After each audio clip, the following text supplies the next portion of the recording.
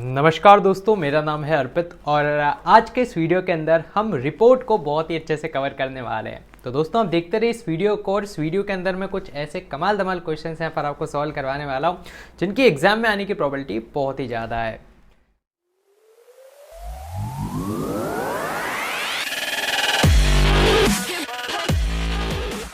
तो दोस्तों सीबीएसई के लेटेस्ट फॉर्मेट के हिसाब से हम यहाँ पर रिपोर्ट को पढ़ने वाले हैं और मैं आपको बताऊंगा कि क्या डूज एंड डोंट्स हैं और कैसे आप सब्जेक्टिव फॉर्मेट में रिपोर्ट को लिख सकते हैं। साथ ही यहाँ पर हम कुछ बहुत ही कमाल धमाल क्वेश्चंस को भी सॉल्व करेंगे जो कि या तो प्रीवियस ईयर क्वेश्चंस हैं या फिर वो सैम्पल पेपर क्वेश्चंस हैं या फिर उनकी जो एग्जाम में आने की प्रोबेबिलिटी बहुत ही ज़्यादा है। साथ ही जो कुछ करंट टॉपिक्स हैं उनको भी हम यहाँ पर कवर करेंगे जिससे एक होलिस्टिकली हम रिपोर्ट को यहाँ पर कवर कर पाएँ। तो आइए स्टार्ट करते हैं हम हमारी रिपोर्ट को पढ़ना। तो आइए अब हम देखते हैं रिपोर्ट राइटिंग को। तो यार क्या क्या इस कंप्लीट लेक्चर का फ्लो रहने वाला है मैं आपको बता देता हूँ। सबसे पहले मैं आपको एक ब्रीफ से इंट्रोडक्शन दूंगा रिपोर्ट का, फिर हम देखेंगे क्या क्या गाइडलाइंस है जिनका आपको पालन करना चाहिए, देन फिर मैं आपको कुछ सैम्पल्स और फॉर्मेट यहाँ पर बता दूंगा रिपोर्ट का, और फिर कुछ प्रैक्टिस क्वेश्चन आपको भी सॉल्व करने के लिए यहाँ पर मैं दे दूँगा।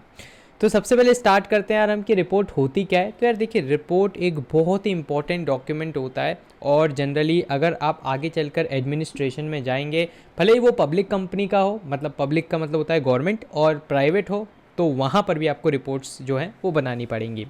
जैसे अगर मैं गवर्नमेंट की बात करूँ, आप अगर किसी ज़िले के कलेक्टर हैं तो वहाँ पर अगर आपके ज़िले में कहीं पर भी कुछ भी छोटी मोटी अगर समस्या भी हो जाती है तो उसकी रिपोर्ट जनरली ऊपर आपको भेजनी पड़ती है। जैसे अगर आपका जो ज़िला है वहाँ पर बाढ़ आ गई तो आपको रिपोर्ट बना के सीएम साहब को भेजनी पड़ेगी, और वो जो रिपोर्ट है कैसे लिखते हैं, क्या करना है, कैसे नहीं करना है, वो सब मैं आज आपको बताने वाला हूँ।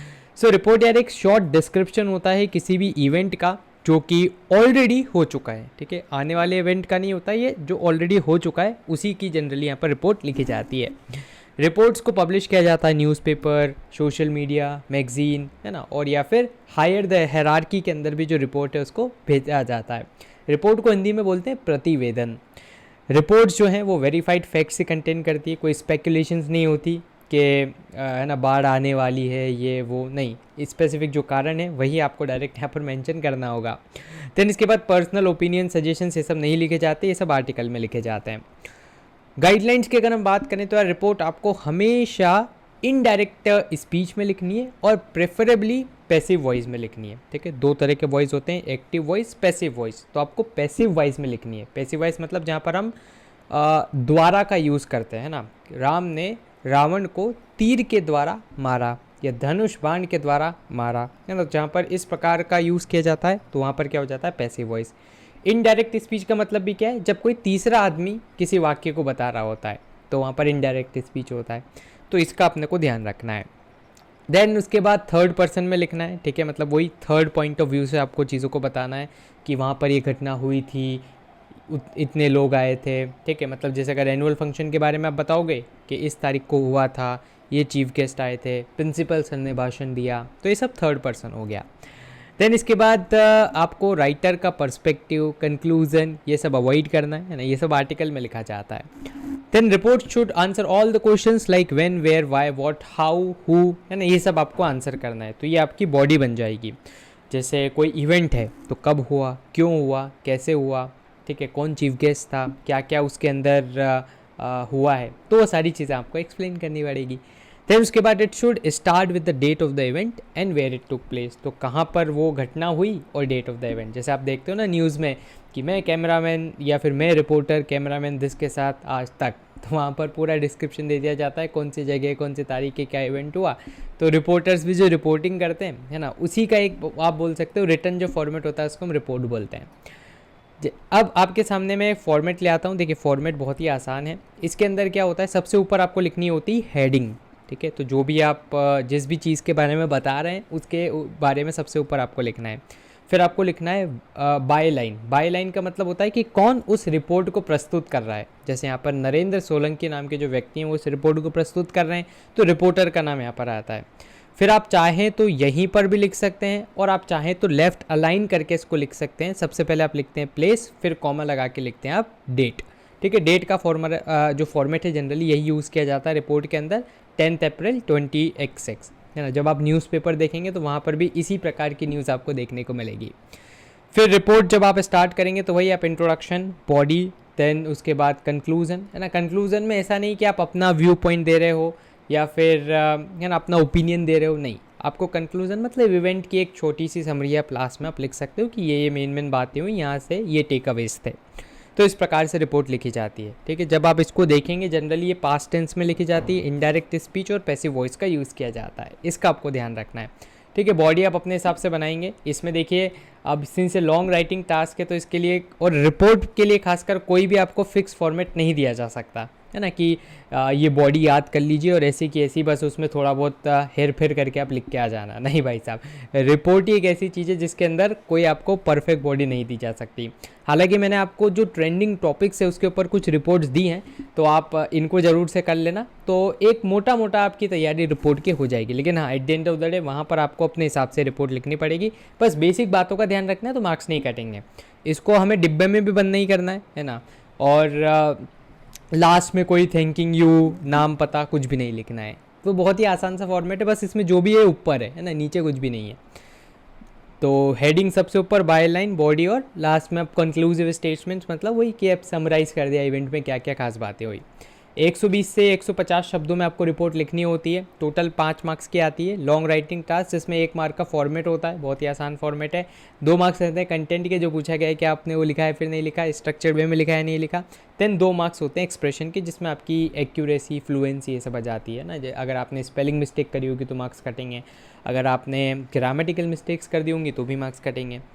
देन इसके बाद एक प्रैक्टिस क्वेश्चन मैं आपको दे देता हूँ, ठीक है। यहाँ पर पूछा गया है कि recently your school held a seminar on conservation of water as a part of world water day, ठीक है। तो वर्ल्ड वाटर डे सेलिब्रेशन हुआ है और एक सेमिनार आयोजित किया गया है। आप क्या हैं, प्यूपिल लीडर हैं मैरीलैंड स्कूल गुड़गांव के, और आपको रिपोर्ट लिखनी है लोकल डेली न्यूज़पेपर के लिए। आपका नाम प्रीतम या प्रीति है, तो वही अपना फॉर्मेट सेम रहेगा।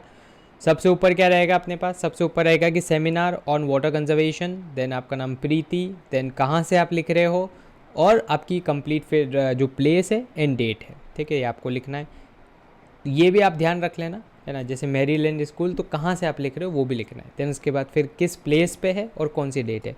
फिर एक लाइन छोड़ के, आपने जनरली न्यूज़पेपर में भी देखा होगा, है ना, जैसे दिल्ली की न्यूज़ रहती है तो दिल्ली, फिर वहाँ से स्टार्ट होता है। तो इस फॉर्मेट को आप अपना सकते हैं।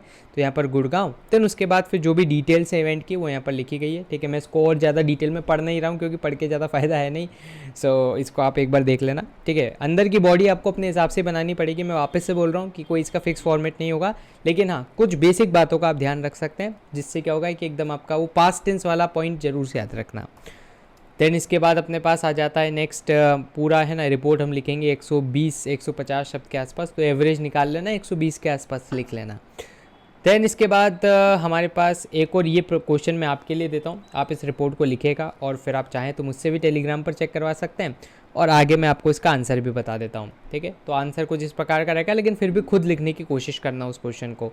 तो इन्वायरमेंट, ये पूरा अपना टाइटल आ गया, देन उसके बाद रिपोर्टर का नाम आ गया, फिर उसके बाद आ जाता है कि कहाँ पर पब्लिश हो रहा है या फिर कहाँ से लिखा जा रहा है वो, और फिर प्लेस एंड डेट। फिर एक लाइन छोड़ के देखिए आप यहाँ पर भी लिख सकते थे न्यू दिल्ली कॉलन, और फिर अपना रिपोर्ट को स्टार्ट कर सकते थे।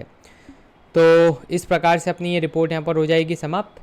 एक और क्वेश्चन जो मैं आपको बता देता हूँ, ठीक है। आप चाहें तो इस प्रकार का फॉर्मेट भी यूज़ कर सकते हैं, लेकिन हाँ मोस्ट प्रेफरेबली आपको जो फॉर्मेट यूज़ करना है वो वही वाला करना है, ठीक है। जैसे यहाँ पर भी क्या है, इसने प्लेस और डेट को यहाँ पर यूँ करके फिर स्टार्ट कर दिया। तो जनरली हम प्लेस और डेट कहाँ पर लिखते हैं, यहाँ पर लिखते हैं, फिर उसके बाद ऑन द ओकेजन ऑफ, और इस प्रकार से अपना पूरी रिपोर्ट यहाँ पर लिख दी जाएगी। जैसे एक और है कि यहाँ पर सेलिब्रेशन हुआ है मे डे का, और आपका नाम गौरव शर्मा है और जयपुर इंटरनेशनल स्कूल से आप हैं, तो वही सबसे ऊपर आ जाएगी हमारी हेडिंग। देन उसके बाद रिपोर्टर का नाम, फिर तारीख और प्लेस, ठीक है, प्लेस पहले तारीख बाद में, फिर उसके बाद आपका रिपोर्ट स्टार्ट हो जाएगी। 3 पैरा में लिखने की इसको कोशिश करना है, ठीक है, ताकि वो अच्छे से 5 मार्क्स पूरे ही देके जाए आपको। अच्छा, मैं यार बच्चा पार्टी आपको अनअकैडमी पर भी पढ़ाता हूँ, और अगर आप मुझसे अनअकैडमी पर पढ़ना चाहते हैं तो यहाँ पर मेरे इंग्लिश और फिज़िकल एजुकेशन के क्लास 12 के लेटेस्ट सिलेबस के अनुसार जो कोर्सेज़ हैं, लाइव क्लासेस हैं, ऑलरेडी चल रही है। लिंक्स मैं आपको डिस्क्रिप्शन में दे दूंगा, तो आप उसको ज़रूर से चेक कर लीजिएगा। साथ ही यार यहाँ पर बहुत सारी हमारी फ्री क्लासेस भी कंडक्ट होती है, तो आप एक बार ज़रूर से प्लेटफॉर्म को विजिट कीजिएगा। अगर आपसे कोई अनलॉक कोड मांगता है तो आप हमारे चैनल का नाम APpedia यूज़ कर सकते हैं, जिससे आपका मतलब फ्री में जो कंटेंट है वो तो अनलॉक हो ही जाएगा। साथ ही अगर आपको फिर चीज़ें अच्छी लगती है, आप चाहते हैं कि और स्ट्रक्चर्ड वे में हमसे पढ़ें, तो आप अनअकैडमी का प्लस सब्सक्रिप्शन ले लीजिएगा। बच्चा अभी अनअकैडमी का जो प्लस सब्सक्रिप्शन है उसकी जल्द ही प्राइस राइज होने वाली है। तो यहाँ पर आपको दे रखी है कि कौन सी नई प्राइजेज़ यहाँ पर हो जाएगी क्लास 12 कैटेगरी के लिए, तो आप ज़रूर से इसमें एनरोल कर लीजिएगा ना। 11-12 कैटेगरी है ये वाली। सो इसमें 3 मंथ, 6 मंथ, 12 मंथ और 24 मंथ में कितना डिफरेंस आने वाला है ना, 3,000-4 हज़ार का डिफरेंस आ जाएगा। तो इसलिए अगर आप चाहते हैं अनअकैडमी प्लस का सब्सक्रिप्शन लेना, तो ये बेस्ट टाइम है। कोड यूज़ कर लेना APpedia 10, तो 10% का और डिस्काउंट आपको मिल जाएगा। तो प्राइस राइज से बच जाओगे और 10% का ऑफ भी मिल जाएगा। एंड देन उसके बाद आराम से स्ट्रक्चर्ड वे में आप कंटेंट को एंजॉय कर सकते हैं। तो लिंक्स डिस्क्रिप्शन में, कोड है अपना APpedia।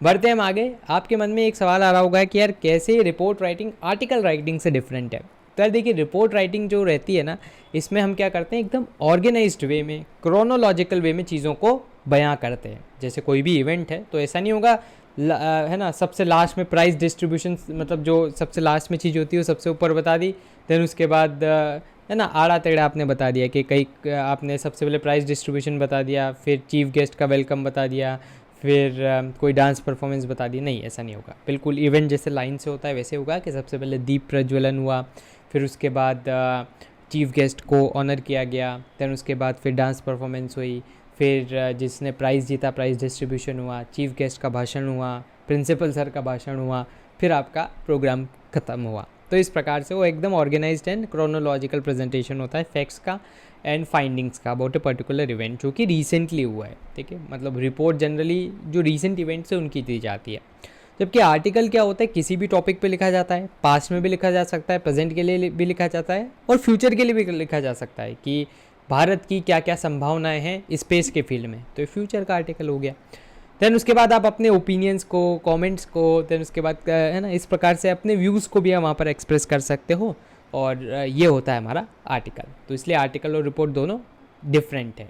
तो दोस्तों फिलहाल के लिए इस वीडियो में इतना ही। मुझे उम्मीद है कि आपको ये वीडियो पसंद आया होगा। अगर आपके कोई भी डाउट्स हों, सवाल या सुझाव हों, तो उसको आप ज़रूर से कमेंट बॉक्स में लिख दीजिएगा। दोस्तों आप हमारे चैनल को भी सब्सक्राइब कर लीजिएगा, क्योंकि इससे हमें और भी ज़्यादा मोटिवेशन मिलता है आपके लिए वीडियोज़ बनाने के लिए। सब्सक्राइब बटन के पास बने एक बेल आइकन को भी ज़रूर से दबा दीजिएगा, ताकि हमारे चैनल की लेटेस्ट नोटिफिकेशंस आपसे मिस ना हो। तो दोस्तों धन्यवाद। जय हिंद, जय भारत।